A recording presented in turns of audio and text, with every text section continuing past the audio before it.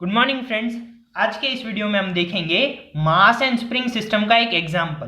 Okay, और ये example start करने से पहले अगर आपने हमारे चैनल को सब्सक्राइब ना किया हो तो सब्सक्राइब करके बेल आइकन प्रेस कर दीजिएगा, जिससे आप हमारी अपकमिंग वीडियोस के लिए नोटिफाइड रहेंगे।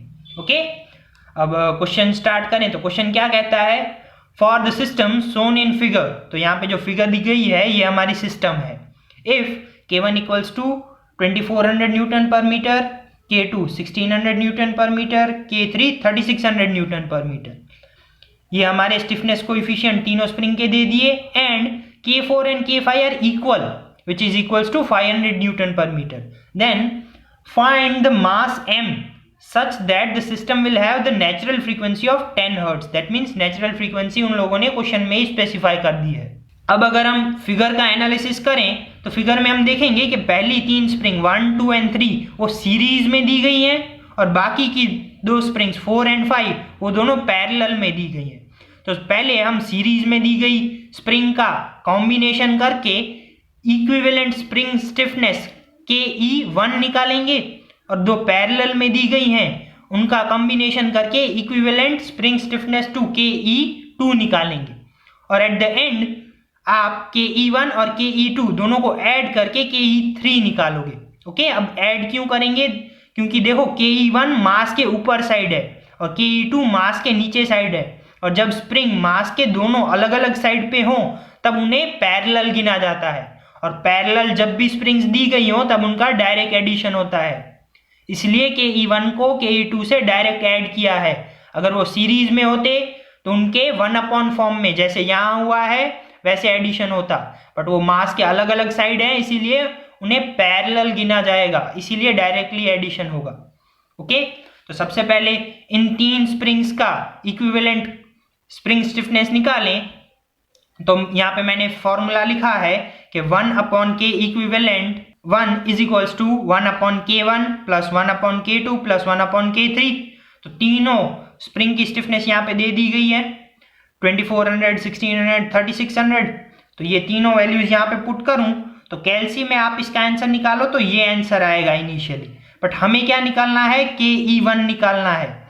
ये निकालने के लिए आपको क्या करना पड़ेगा, ये यहाँ पे ले जाओ तो ये चीज जो हमने निकाली वो डिनोमिनेटर में यहाँ पे 1 के पास आ जाएगी। तो जब 1 डिवाइड बाई ये आंसर करोगे तो आपको KE1 का आंसर मिल जाएगा, जो कितना होगा 757.89 न्यूटन पर मीटर। ये हमारी इक्विवेलेंट स्प्रिंग स्टिफनेस KE1 मिला। ओके, अब KE2 निकालने के लिए हमें फिगर में से क्या पता चलता है कि 4 एंड 5 जो स्प्रिंग है वो कैसी है, पैरेलल में दी गई है, इसलिए उनका डायरेक्ट एडिशन कर सकते हैं। और दोनों का मैग्नीट्यूड भी इक्वल था तो 500 प्लस 500 कितना हो जाएगा 1000। तो इक्विवेलेंट स्प्रिंग स्टिफनेस KE2 वो कितना हो गया 1000। और जैसा कि मैंने पहले बताया था KE1 एंड KE2 दोनों मास के अलग अलग साइड है, एक ऊपर है KE1, KE2 मास के नीचे के साइड है। और जब ऐसी सिस्टम हो तब इसे पैरेलल सिस्टम कहा जाता है। ओके, और पैरेलल सिस्टम को हमने जैसे K4 और K5 को किया था वैसे डायरेक्ट ऐड कर सकते हैं। तो यहाँ पे मैंने लिखा है now we can see that KE1 and KE2 are in parallel, therefore दोनों का इक्विवेलेंट KE3 वो कैसा होगा KE1 प्लस KE2। तो दोनों को ऐड करके मुझे KE3 कितना मिलता है 1757.89 न्यूटन पर मीटर। बट हमें ढूंढना क्या था, मास ढूंढना था। ओके, और मास ढूंढने के लिए उन लोगों ने नेचुरल फ्रीक्वेंसी Fn दे दिया था, कितना 10 हर्ट्ज। तो नेचुरल फ्रीक्वेंसी का जब हम फॉर्मूला पुट करें तब Fn 10 दे दिया गया है, कि हमने यहाँ पे निकाला है कितना है 1757.89। तो एक ही अननोन वेरिएबल रहता है m, जिसकी वैल्यू हम फाइंड आउट कर सकते हैं। ओके, तो m निकालने के लिए पहले मैं 2 पाई को वहां भेजूं और अंडर रूट का स्क्वायर कर दूं। तो यहाँ पे देखो 2 पाई को यहाँ भेजा तो ऊपर आ गया, अंडर रूट निकाल के यहाँ पे स्क्वायर कर दिया, और ये 1757.89 यहाँ डिनोमिनेटर में चला जाएगा। पर अभी भी ये m यहाँ पे डिनोमिनेटर में है, और अगर m निकालना हो तो इसका हम रेसिप्रोकल कर देंगे, और इसका रेसिप्रोकल करके आंसर निकालने पे हमें हमारा मास मिल जाएगा, जो कितना होगा 0.4452 kgs। मास हमेशा kgs में होगा।